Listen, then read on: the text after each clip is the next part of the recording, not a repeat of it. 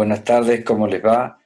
Bien, hoy daremos inicio a la primera clase de clínica obstétrica y perinatología con algunos comentarios, alguna introducción. Estamos utilizando el sistema Zoom para que todos ustedes puedan apreciarlo de la mejor forma posible. Indudablemente que pedimos disculpas en función a de que todos estamos aprendiendo y puede haber algún tipo de errores que los iremos subsanando a través del tiempo. Como les decía, sepan disculpar estos errores que no hacen más que ayudarnos a cultivarnos para que el verdadero sentido de esto, que es llegar a ustedes y poder desarrollar la materia a través de este sistema online, pero que ustedes puedan aprovechar al máximo este tipo de cosas. Así que con mucho gusto vamos a dar comienzo al desarrollo de la primera clase. Para eso les voy a compartir la pantalla. Acá tienen ustedes el link que van a poder estar viendo. Y así entonces desarrollaremos la primera clase.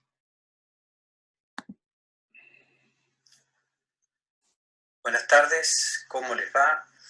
Soy el profesor titular, doctor Héctor Volati, titular de la Cátedra de Clínica Obstétrica y Perinatología, y junto al doctor Roberto Tisera como profesor adjunto, hemos tratado de tomar la iniciativa de comenzar el periodo lectivo, aunque sea un poco tarde, debido a los acontecimientos que ustedes conocen, pero no queríamos dejar de que ustedes tengan todo el material bibliográfico que se necesita para el desarrollo de esta materia. La primera clase se denomina Semiología y Nomenclatura Obstétrica, relacionado a lo que habíamos hablado en la clase introductoria, que era la estática fetal, el glosario de palabras nuevas que ustedes deben conocer para el entendimiento de. Podemos decir que dentro de la nomenclatura obstétrica se va a utilizar una terminología determinada para conocer y poder determinar la disposición del feto en relación a sí mismo y a la pelvis y al útero, lo cual implicaría que el conocimiento sirve para entender cuál es la disposición y progresión del feto dentro de la pelvis cuando desarrolla el trabajo de parto. Sabemos que durante el embarazo va a cambiar de posición porque es un elemento dinámico y va a estar relacionado un poco por el tamaño de sus extremidades.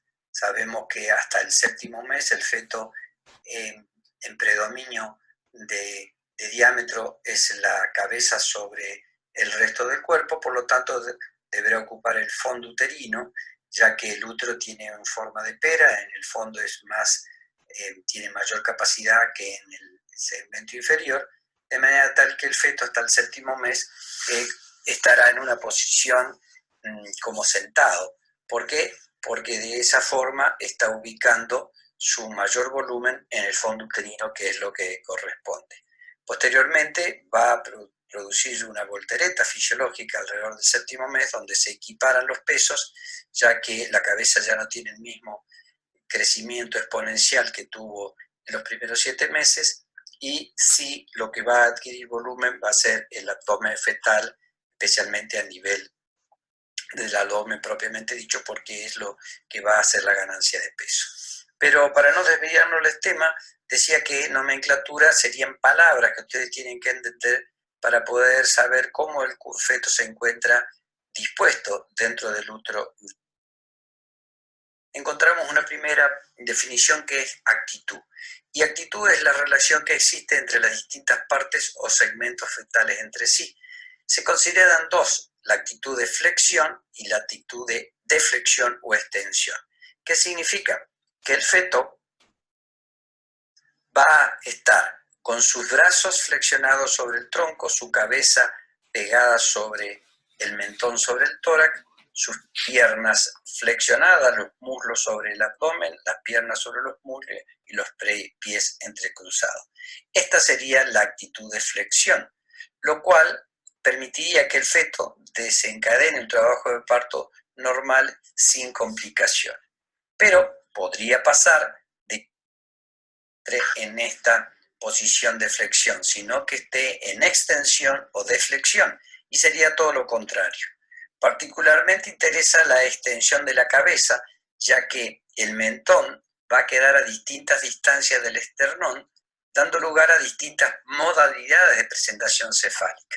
Sabemos que las presentaciones se definen como cefálicas, todas las que nace, el feto se ofrece para desencadenar un trabajo de parto con la cabeza hacia abajo, las podálicas, que son cuando se ofrece el polo pelviano a desencadenar el trabajo de parto, y por supuesto las de tronco o transversa, que habrá que discutirlo porque casi es un imposible que un parto se desencadene por vía vaginal con el feto en situación transversa. Pero luego eso lo hablaremos más adelante.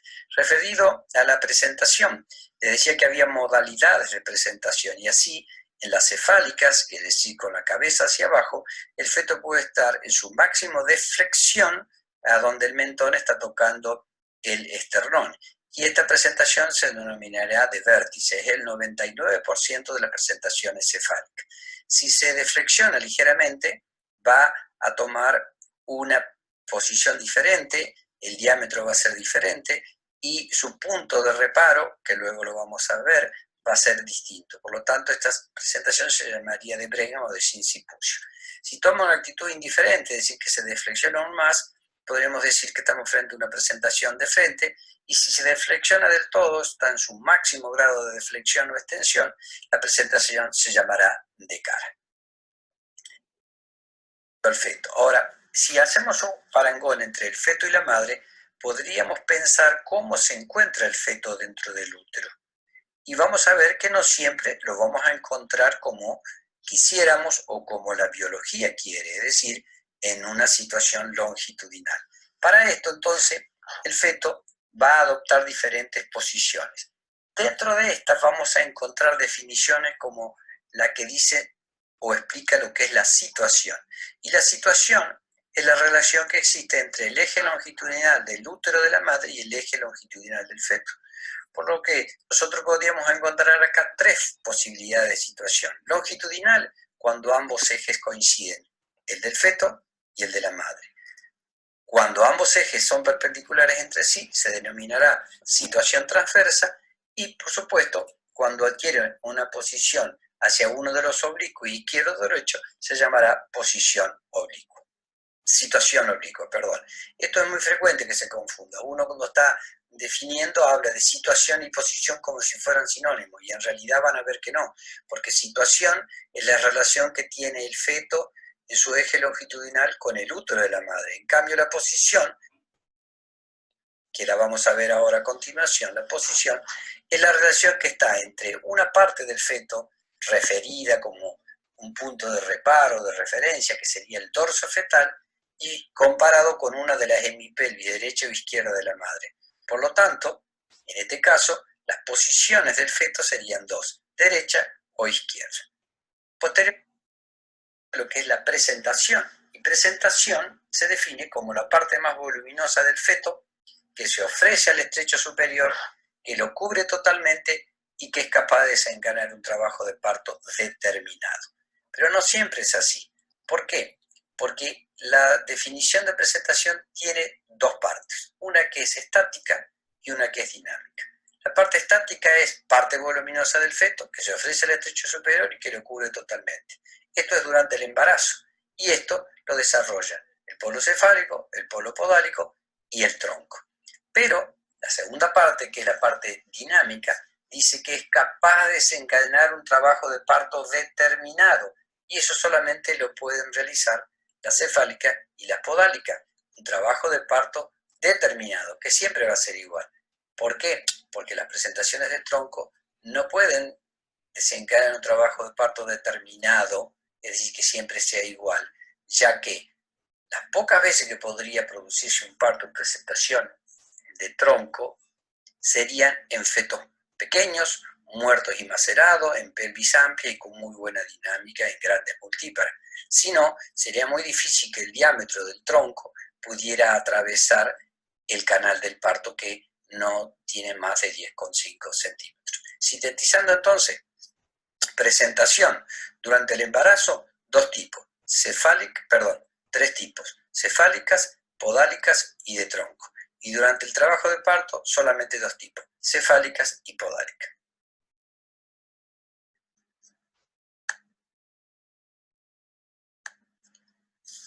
Otra terminología que debemos conocer es lo que se refiere a variedad de posición.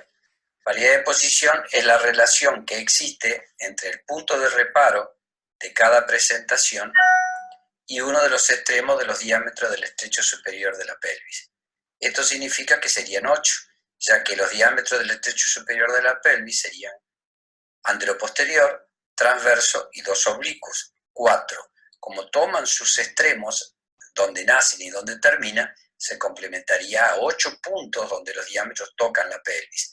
Y esto nos daría lugar a poder entender lo que serían las distintas variedades de posición. El punto de reparo de la cabeza fetal, que es el punto de donde yo me refiero al tocarlo y yo sé si es una cefálica de vértice, de Bregmer, de sincipucio o de cara, va a estar localizado en uno de estos puntos. Entonces, cuando yo ubico el punto de reparo de la presentación en uno de estos extremos de los diámetros del estrecho superior, tendré lo que llamamos variedad de posición. Y así, si está en forma directa, será púbica o sacra. Y si están en los oblicuos, será izquierda o derecha. Si está en la línea media hacia arriba, será anterior, y de la línea media hacia abajo será posterior. Por lo tanto, tendríamos entonces, si tomamos como nomenclatura el occipital, para decir que es una presentación de vértice, podríamos decir que es un occipito púbica o un occipito sacra, o que es una oblicua izquierda anterior, o una oblicua derecha posterior, o una izquierda transversa, o una derecha transversa.